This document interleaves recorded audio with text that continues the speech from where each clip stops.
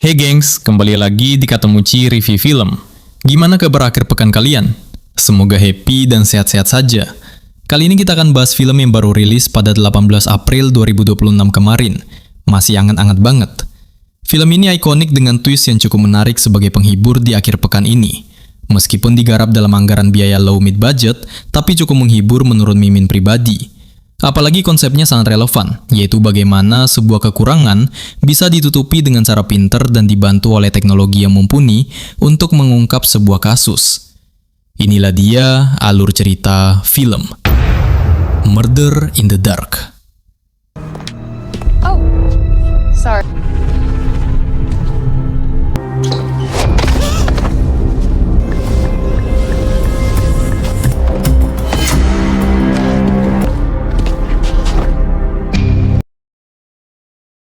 Ada dua orang wanita sedang berjalan kaki menuju tempat kerjanya. Kedua wanita ini bernama Ashley dan Danny. Ashley dan Danny sendiri merupakan berkebutuhan khusus, sebab penglihatan mereka tidak seperti orang normal pada umumnya. Mereka berdua mengalami gangguan penglihatan dan nyaris buta. Danny dan Ashley sendiri bekerja di sebuah restoran yang memiliki nama The Blind Spot Restaurant. Konsep di restoran itu menyajikan makanan khas dari tempat mereka dengan nuansa gelap, agar pelanggan bisa merasakan apa yang dirasakan oleh teman-teman tunanetra. Tidak hanya itu, semua pelayan yang bekerja di The Blind Spot Restaurant memiliki penglihatan yang buruk.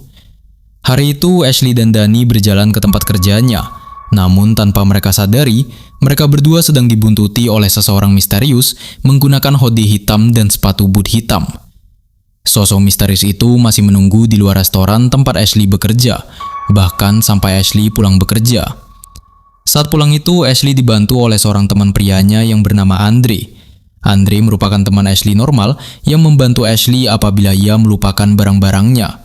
Selain itu, Andre juga bekerja di The Blind Spot Restaurant sebagai kepala koki. Suatu hari ada 5 orang pria sedang berjalan. Mereka merupakan detektif kepolisian. 2 di antaranya bernama Cedric, serta rekannya bernama Guy. Hari itu Cedric berulang tahun, makanya Guy memberikan sebuah kado berupa topi norak berwarna putih untuk Cedric. Sebagai pria kalem, mungkin saja hadiah itu seperti candaan bagi Cedric. Cedric juga menolak untuk menggunakan topi yang diberikan oleh Guy tersebut.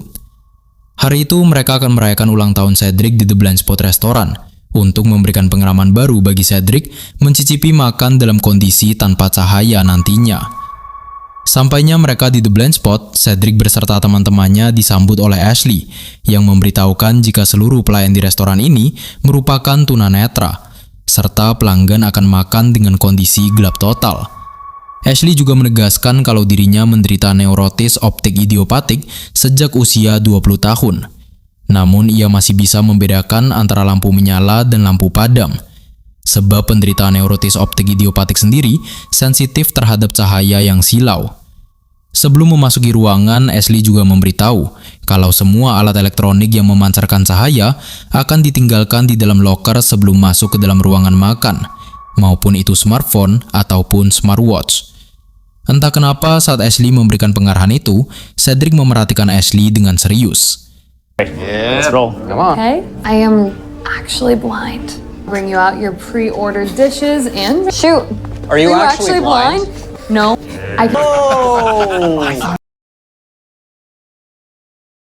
Setelah memberikan arahan, Cedric keluar dari ruangan tunggu dan mengajak Ashley untuk sedikit berbincang. Cedric mengenalkan dirinya kepada Ashley. Ashley langsung sadar jika Cedric adalah tamu tadi yang akan mengadakan pesta ulang tahun hanya dari suara Cedric saja. Cedric juga memberitahukan Ashley jika ia seorang detektif kepolisian. Tidak lama, Guy dan rekan Cedric yang lain juga telah siap dan memberitahukan kepada Ashley kalau mereka sudah bisa menyantap hidangan di The Blind Spot sekarang. Ashley memberikan arahan agar rombongan dari Cedric berjajar ke belakang dengan saling memegang pundak. Ashley juga meminga Cedric untuk memegang bahunya lebih keras, sebab kata Ashley, dia bukanlah wanita serapuh itu. Mereka pun mulai dituntun Ashley ke dalam ruangan makan malam. I'm not fragile. Here we go, boys. Okay. Saat usai makan malam itu, nampak Cedric sepertinya kebanyakan minum, membuatnya sedikit keliengan. Guy mengajak untuk Cedric segera pulang. Di luar The Blind Spot, Cedric bergumam, sebab Uber yang ia pesan belum juga sampai. Dalam obrolan singkat antara Cedric dan Guy ini, kita akan tahu kalau Cedric sendiri baru 1 tahun menduda, serta Guy juga sadar jika Cedric memiliki ketertarikan kepada Ashley, dan menantang Cedric untuk menyatakan perasaannya kepada Ashley. Tentu saja tantangan dari Guy ini diterima oleh Cedric saat itu. Cedric kembali ke dalam restoran, menghampiri Danny untuk memanggil Ashley menemuinya. Saat menunggu itu, Cedric bercermin melihat tampang konyolnya menggunakan topi putih pemberian dari Guy tadi. Tidak beberapa, Ashley keluar dari ruangan staf dan menghampiri Cedric. Tanpa banyak kata, Cedric langsung bertanya, apakah Ashley sudah memiliki pacar? Tentu saja pertanyaan spontan dari Cedric sedikit membuat Ashley kurang nyaman. Ditambah beberapa kalimat ngelantur dari Cedric, disebabkan Cedric memang kebanyakan minum malam itu. Yang mana omongan ngelantur Cedric membuat Ashley salah mengira jika Cedric hanya sekedar ingin icikadu saja dan memanfaatkan kekurangan dari Ashley tersebut. Kemudian tidak berapa lama Cedric merasakan mual dan berakhir muntah. Because you are. And Take it easy. sick. Oh. Aksiden tersebut menjadi bahan tertawaan Andre dan Danny saat semuanya telah selesai. Bahkan Andre berkata, bisa-bisanya Ashley menolak seorang polisi dengan begitu cepat. Karena menurut Ashley, Cedric hanya sekedar halo dek saja kepadanya. Makanya ia menolak Cedric tadi. Saat percakapan itu usai, Andre menawarkan tumpangan pulang kepada Ashley. Di waktu pulang kerja malam itu, Ashley dan Danny diantarkan pulang oleh Andre. Namun mobil yang dikendarai oleh Andre mendadak berhenti. Sebab menurut Andre, ada seseorang aneh menggunakan hoodie hitam, berdiri di tengah jalan. Andre membuka jendela mobilnya sambil menyapa si pria misterius itu. Tidak berapa lama setelah menatap ke arah Andre dan yang lainnya, si pria itu memutuskan untuk pergi. What is it? Hey buddy.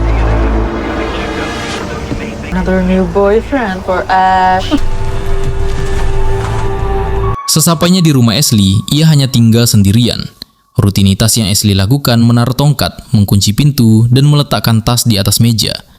Lalu Ashley berjalan menuju kulkas untuk mengambil sebotol susu.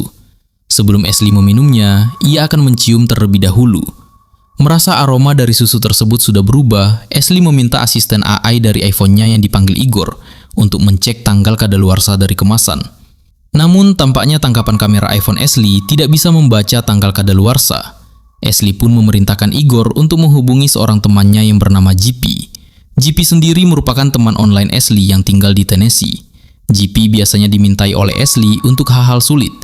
Kali ini Ashley meminta JP untuk membacakan tanggal kadaluarsa dari botol susu itu, yang ternyata hari ini adalah expirednya.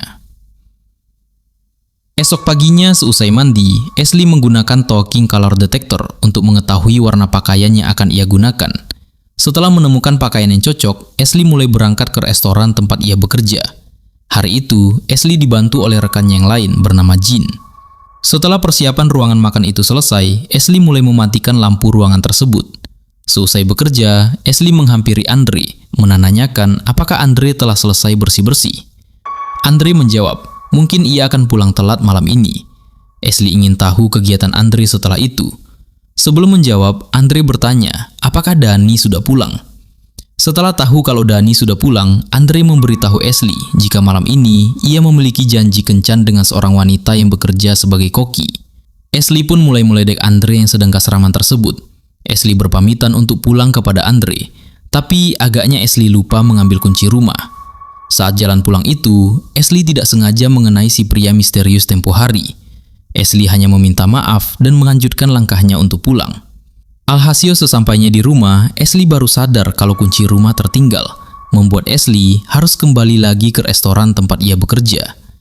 Saat sampai, Ashley menemukan pintu restoran yang telah terkunci.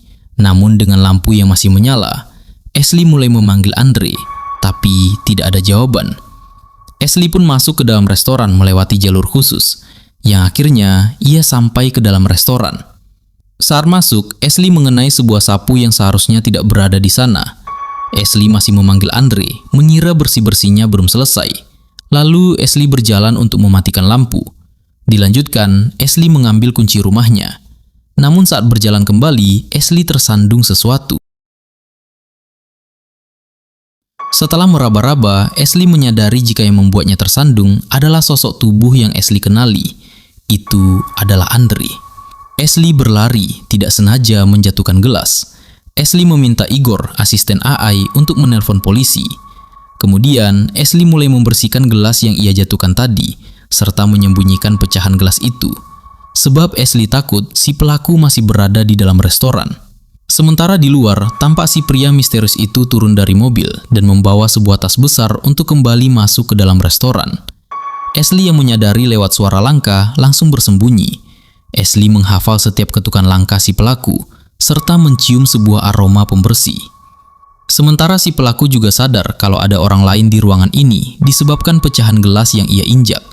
Setelah tahu ada orang lain, si pelaku yang hendak menghilangkan sidik jari pun segera pergi.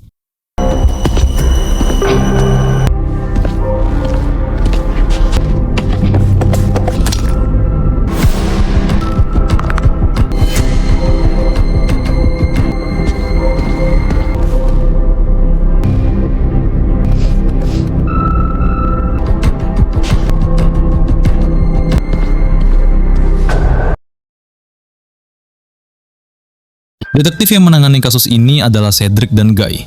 Guy memberitahu jika tidak ada sidik jari dan rekaman apapun, tapi mereka memiliki seorang saksi, yaitu Ashley. Ashley memberikan keterangan perihal adik Andre bernama Lola yang tinggal di San Clemente. Namun menurut Cedric, bukan info itu yang diperlukan. Cedric ingin tahu si pelaku. Ashley mencoba mengingat kalau si pelaku menggunakan sepatu boot besar dengan suara langkah kaki tegap, serta membunyikan jarinya dengan satu tangan, yang mana Ashley tahu itu sebab hal tersebut juga merupakan kebiasaan kakek Ashley. Terakhir, Ashley mencium aroma antiseptik yang menyengat, seperti di rumah sakit yang dipakai oleh si pelaku. Setelah selesai dengan Ashley, Guy dan Cedric membahas temuan mereka. Menurut Guy, mereka bisa mengesampingkan perihal sepatu bot serta cairan antiseptik dulu, dikarenakan kata Guy, instingnya berkata ini ada kaitan dengan kencan yang akan dilakukan oleh Andre. Cedric meminta untuk Guy memeriksa handphone milik Andre, sementara Cedric kembali menemui Ashley untuk bertanya. Saat itu, Ashley sedang menelpon Danny untuk menginap di rumah Ashley. Ashley yang mengenali Cedric lewat suaranya, tahu jika Cedric adalah pelanggannya tempo hari. Maksud dari Cedric hanyalah berbicara perihal kejadian memalukan tempo hari antara dia dan Ashley. Namun Ashley enggan untuk membahas hal tersebut, disebabkan ia sedang berduka. I know, Danny. Okay, just come over to my house. I'm the person who threw up on your shoes last week. Yeah, I know. You recognize my voice? Can I have some space? Because it went so well for you last time? I'm sorry. My friend just died. Seperti biasa, Ashley sampai di rumahnya, meletakkan tongkat, mengunci pintu, dan menaruh tasnya. Lalu Ashley mencopot anting miliknya. Namun saat itu antingnya terjatuh.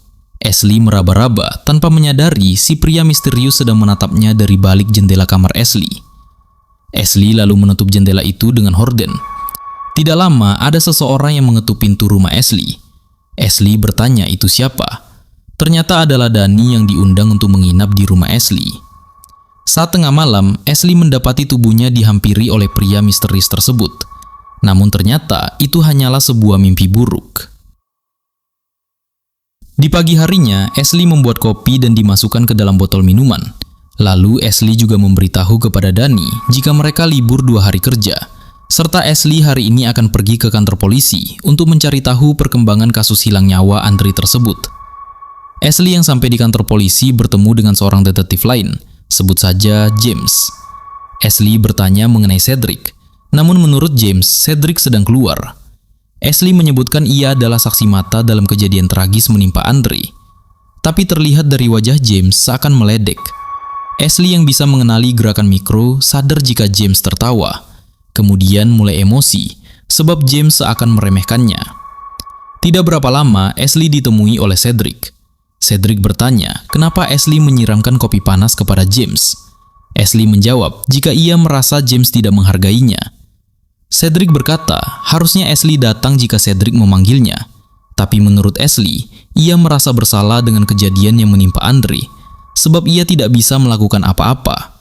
Bahkan 1 dan 2 perkataan dari Cedric yang menurut Ashley meremehkan informasi dari Ashley, membuat mereka berdua adu mulut. Sampai akhirnya Ashley meminta botol minumannya kepada Cedric, lalu pergi sambil berkata, untung botol minumnya telah kosong. Throw lukewarm coffee on Detective Chambers. Because he's a dick. Just listen to me. Blind eyewitness. I don't need anyone talking about coffee. Saat akan keluar dari kantor polisi, Ashley ditegur oleh Guy. Tapi suasana hati Ashley yang dari pagi sudah berantakan, meminta Guy untuk tidak berbincang dengannya, sebab sudah 2 polisi yang membuatnya kesal hari ini.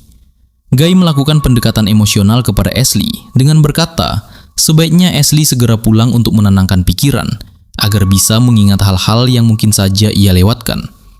Karena menurut Guy, Ashley memiliki kemampuan hebat jika ia bisa fokus seperti tadi malam.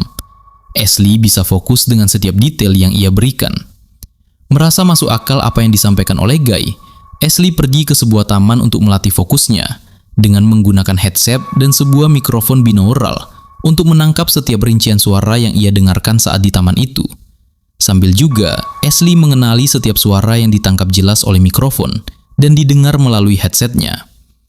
Saat itu ia mendengarkan langkah kaki familiar dengan si pelaku. Hal itu membuat Ashley langsung bertanya kepada seseorang di sampingnya untuk memberitahu apakah ada orang dengan menggunakan sepatu bot besar sedang berjalan di taman itu.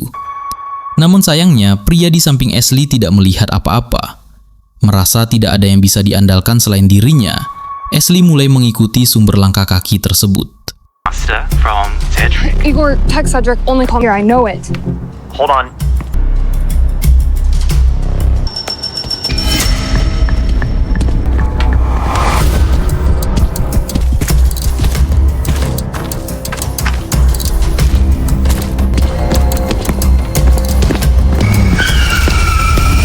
Cedric datang ke taman tempat Ashley setelah mendapatkan telepon. Cedric menghampiri Ashley dan menjelaskan jika tidak ada orang yang dimaksud oleh Ashley lewat saksi lain di taman ini. Saksi mata hanya melihat Ashley yang berlarian entah kemana.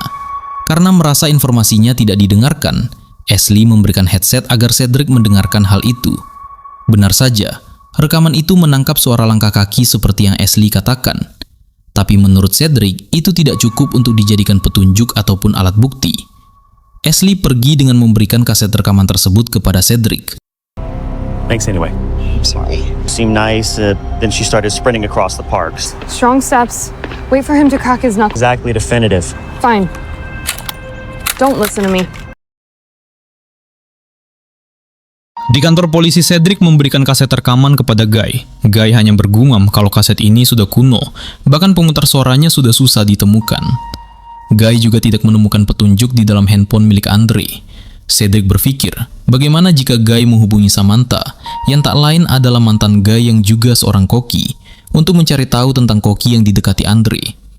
Namun menurut Guy, Samantha tidak akan mengangkat teleponnya. Sedikit berpikir, Guy menyadari satu hal, skema lain. Mungkin saja kalau target dari pelaku sebenarnya bukanlah Andre. Di dalam restoran, Ashley sedang bekerja, dihampiri oleh Jin yang sekedar mengajaknya untuk ngobrol. Namun, suasana hati dari Ashley yang buruk membuat percakapan itu tidaklah berlangsung baik. Jin hanya meminta Ashley untuk percaya kepada polisi kalau mereka pasti akan menemukan pelakunya. Ashley sedikit tenang mendengarkan penjelasan dari Jin itu, hanya bisa terdiam. Sesampainya di rumah, Ashley mengirimkan pesan suara kepada Cedric bahwa ia akan mulai percaya kepada Cedric. Lalu, seperti biasa, Ashley meletakkan tongkat dan menutup pintu. Saat Ashley meletakkan tasnya, ia sadar jika kursi di dekat meja sedikit bergeser, menandakan ada yang telah masuk ke dalam rumahnya. Ashley perlahan masuk ke kamar, mengambil earphone nirkabel, serta juga meletakkan Hable One, sebuah keyboard khusus untuk memudahkannya mengetik pesan. Ashley mengirimkan pesan kepada GP bahwa seseorang memasuki rumahnya. GP berinisiatif untuk menelpon polisi. Serta setelah itu, Ashley mengaktifkan video call dengan kamera belakang untuk memperlihatkan kepada GP jika ada seseorang di rumahnya. Saat itu seorang misterius dengan hoodie berjalan. GP langsung bergeming akan menelpon polisi dan meminta alamat dari Ashley. Di tengah GP menelpon polisi, Ashley mengambil sebuah tongkat baseball, kemudian meminta GP untuk menghitung mundur jika seseorang masuk ke dalam kamarnya. disertai dengan Ashley meletakkan kamera handphone yang sedang aktif. Video call tersebut menghadap sisi belakang dari Ashley. Tidak lama, seseorang datang. Sam, do you hear him? One. Yeah, get him! Swing! Ternyata itu adalah Cedric yang mendapatkan laporan panggilan telepon. Cedric meminta GP memberikan keterangan lanjutan serta membenarkan ia melihat seseorang misterius berlalu lalang di dalam rumah Ashley. Setelah selesai berbincang via telepon dengan GP, Cedric memberitahukan saat laporan polisi ia berada beberapa blok dari kediaman Ashley, serta juga ia melihat pintu rumah Ashley yang terbuka lebar, makanya ia masuk tanpa mengetuk. Ashley sedikit tersenyum karena berpikir jika Cedric peduli kepadanya. Cedric berkata ia mendapatkan skema baru dari Guy. Jika kemungkinan target pelaku sedari awal memanglah Ashley, berkemungkinan Ashley pernah bertemu dengan pelaku. Untuk itu, Cedric akan meletakkan pengawasan dan perlindungan 24 jam untuk Ashley mulai besok hari. Besok harinya Cedric bertemu dengan Guy yang tengah membeli sebuah donat. Cedric bertanya perkembangan penyelidikan koki wanita yang dekat dengan Andre. Namun menurut Guy sangat sulit mencarinya. Ditambah lagi, Samantha tidak menghubungi Guy. Selang beberapa lama, Ashley datang ke kantor polisi menemui Cedric. Cedric membawa Ashley ke sebuah ruangan kaca dua sisi, yang mana di sana Guy juga mendengarkan percakapan mereka. Hari itu Cedric mulai membawa beberapa antiseptik yang berkemungkinan dipakai oleh si pelaku. Namun menurut Ashley, tidak ada satupun dari antiseptik Cedric berikan yang sesuai dengan aroma yang dipakai pelaku. Dalam percakapan itu juga, Cedric menawarkan makan malam bersama Ashley. Setelah berbincang dengan Ashley, Cedric menghampiri Guy. Guy sedikit mengingatkan Cedric, jangan terlalu dekat dengan Ashley untuk sekarang ini, sebab itu akan mengganggu profesionalitas dalam bekerja. Walau sebelumnya memang Guy lah yang meminta Cedric untuk mendekati Ashley, tapi menurut Guy, situasi sekarang sudah berbeda. Mendengar hal itu, Cedric yang memang sudah kesemsem dengan Ashley tersinggung, dan mengatakan jika ia kan profesional dalam bekerja. Malam harinya Cedric mendatangi malam duka di kediaman Andre. Cedric meminta maaf kalau mengira harus menggunakan pakaian serba hitam. Setelah itu, Cedric dan Ashley pergi berbincang untuk sekedar makan malam. Ashley menceritakan perihal SSI atau tunjangan disabilitas yang ia miliki akan terhapus apabila Ashley memiliki penghasilan lebih dari $2.700 Amerika Serikat setiap bulannya. Selain bantuan tunjangan itu dicabut, Ashley juga akan kehilangan biaya kesehatan gratisnya juga. Serta jika seorang penyandang disabilitas menikah dan pengeluaran rumah tangga mereka di atas $3.000 Amerika Serikat, tunjangan itu juga akan dicabut. Hal itulah yang membuat Ashley dan rekan-rekannya memilih untuk menjomblo lama ketimbang tunjangan mereka dari pemerintah dihapuskan. Serta juga menurut Ashley, ia mengalami gangguan penglihatan di usia 20 tahunan awal, yang pada awalnya menyerang mata kiri Ashley, kemudian membuat mata kanannya berdenyut dengan cepat. Meskipun demikian, kata Ashley, ia memiliki indera lain yang lebih tajam, dan terkadang untuk warna dan wajah seseorang sendiri, Ashley bisa tahu hanya lewat mimpinya. Cedric menantang Ashley untuk mengetahui wajah milik Cedric. Setelah perbincangan singkat itu, Cedric mengantarkan Ashley pulang. Dan nampak kecanggungan pada kedua orang ini seperti anak sekolah yang baru aja PDKT. So tomorrow I was thinking maybe we go down to the shoot. Oh, okay.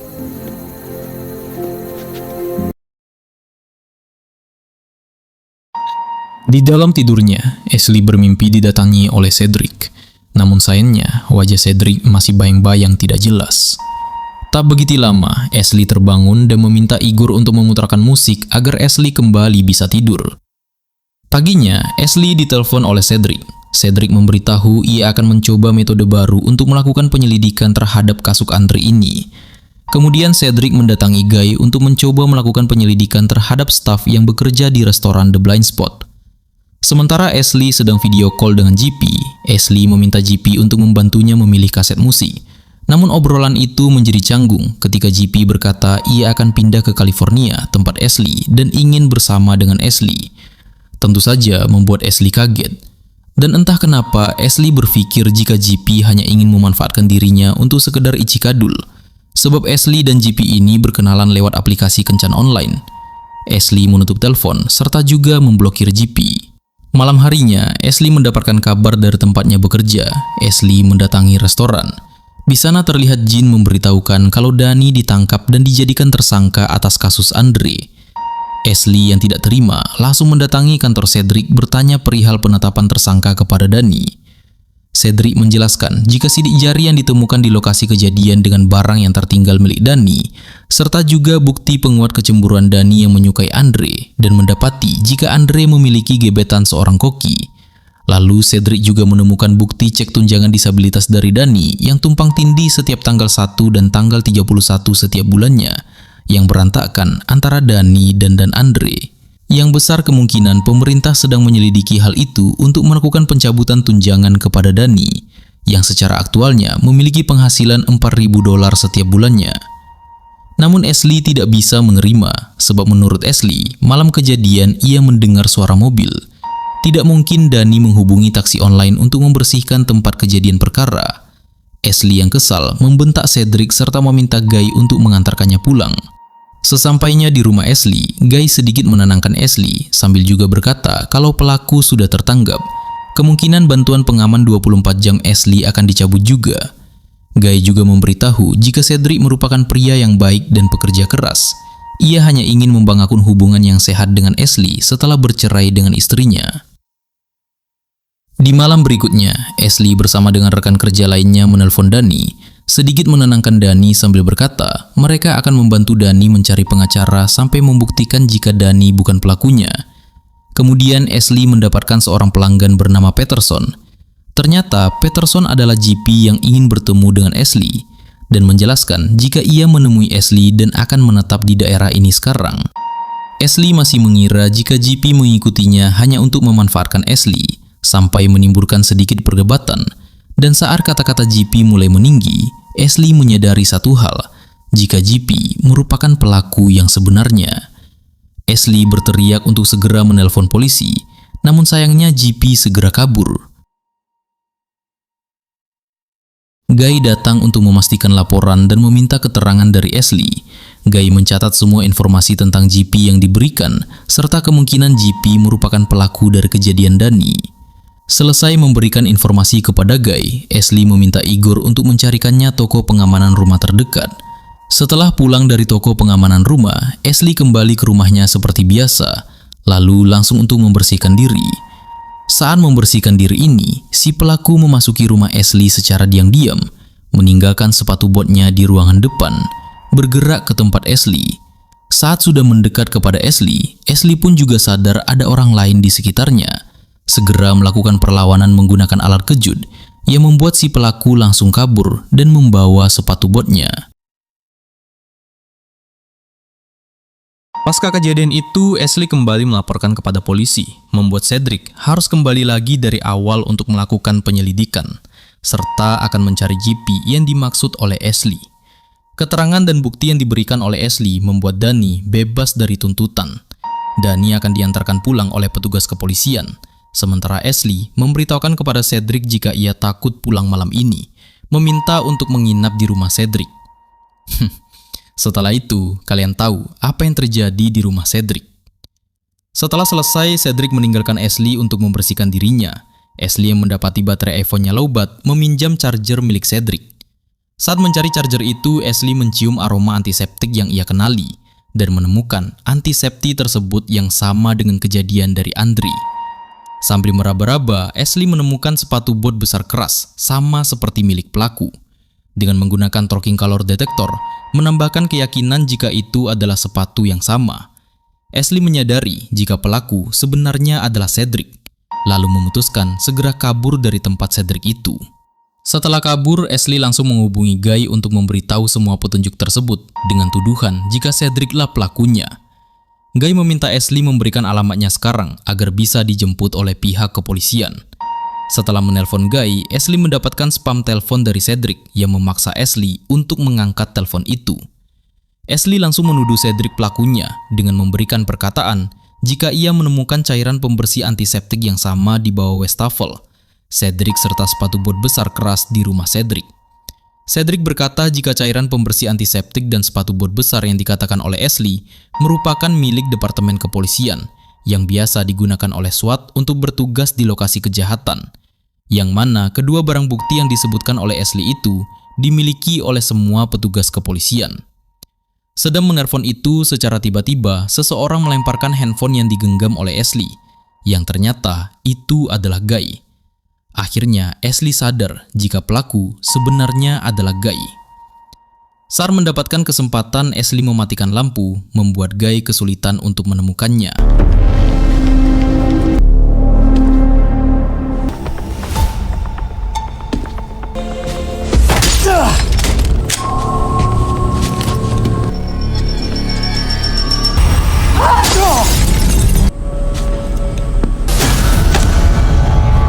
Akhirnya Guy berhasil menghidupkan kembali lampu tersebut. Melihat Ashley yang masih mencarinya, Guy mendekati Ashley secara perlahan untuk mengakhiri ini semua.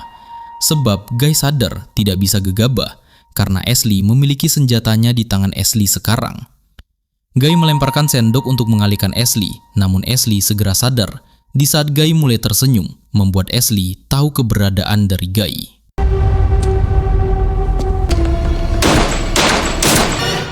There you are. Pihak kepolisian dan Cedric pun sampai di lokasi kejadian, yang mana mengungkap motif kejahatan dari Guy ini. Penyebabnya adalah Andre mengencani Samantha, yang merupakan pacar dari Guy, membuat hubungan antara Guy dan Samantha menjadi berakhir. Untuk membalaskan sakit hatinya, Guy ingin menghilangkan Andre. Namun saat kejadian, ia tahu ada saksi mata. Makanya, Guy mencoba untuk membungkam Ashley. Ya, sesederhana itulah pokoknya. Yang berakhir, Guy kehilangan nyawanya. Lalu setelah semuanya jelas, Ashley pergi dan dikejar oleh Cedric. Cedric ingin melanjutkan hubungannya dengan Ashley, meskipun awalnya Ashley tidak enak hati kalau sempat menuduh Cedric. Tapi menurut Cedric itu hal yang wajar. Ashley juga meminta maaf membuat Cedric kehilangan partner dalam bekerja. Cedric menawarkan diri untuk mengantarkan Ashley pulang, dan film pun selesai. Happy ending, gengs. Nah gengs, itu dia akhir dari film Murder in the Dark yang baru aja rilis pada 18 April 2026 kemarin. Meskipun film ini digarap dengan low mid budget alias anggaran yang pas-pasan, tapi menurut Mimin pribadi, film ini sukses memberikan konklusi yang lumayan pinter, dengan twist yang gak ketebak di akhir cerita. Kalau bicara soal rating, di beberapa platform film ini dapat nilai yang tergolong standar atau mix, sekitar 6,5/10. Tapi untuk ukuran film modal cekak, film ini terhitung lumayan laku dan banyak diomongin karena keunikan konsepnya. Jujur aja nih gengs, dari sudut pandang Mimin, film ini sebenarnya punya tempo yang terlalu lambat di bagian tengah. Tapi nggak jelek juga sih. Terus ada sisipan komedinya juga, walaupun sedikit garing atau mungkin bersifat regional kawasan tertentu aja. Tapi tetap ada beberapa momen komedi tersembunyi yang bisa banget dinikmati. Contohnya pas Ashley lagi marah-marah terus nyeletuk. Untung saja botol kopinya kosong. Atau momen paling absurd pas Ashley ditabrak mobil di taman adegan tabrakannya nggak diperlihatkan sama sekali, melainkan langsung di-cut ke adegan kepalanya udah dikompres pakai batu es. Jujur, buat Mimin itu cutscene komedi yang absurd, tapi lucu banget. Mengingat pemeran Ashley adalah Ellie Wolford yang aslinya emang aktris komedi, sentuhan-sentuhan kecil kayak gini tuh terasa organik banget. Tapi gengs, dibalik rating luarnya yang kelihatan biasa aja, ada alasan kuat kenapa Mimin pribadi tetap merekomendasikan film ini. Disinilah letak nilai plusnya, karena film ini berhasil mengawinkan 3 unsur edukasi sekaligus: teknologi, psikologis, dan sinematografi. Pertama, dari sisi teknologi asistif. Film ini dapat acungan jempol dari Mimin karena akurat banget ngenalin teknologi modern yang ramah disabilitas. Kita diperlihatkan bagaimana Ashley beraktivitas dibantu oleh asisten AI pintar. Lalu penggunaan Hable One itu loh, perangkat keyboard braille portable yang dipasang di belakang smartphone biar tunanetra bisa ngetik super cepet tanpa perlu ngeliat layar. Sampai alat talking color detector yang bisa ngasih tahu warna objek lewat suara.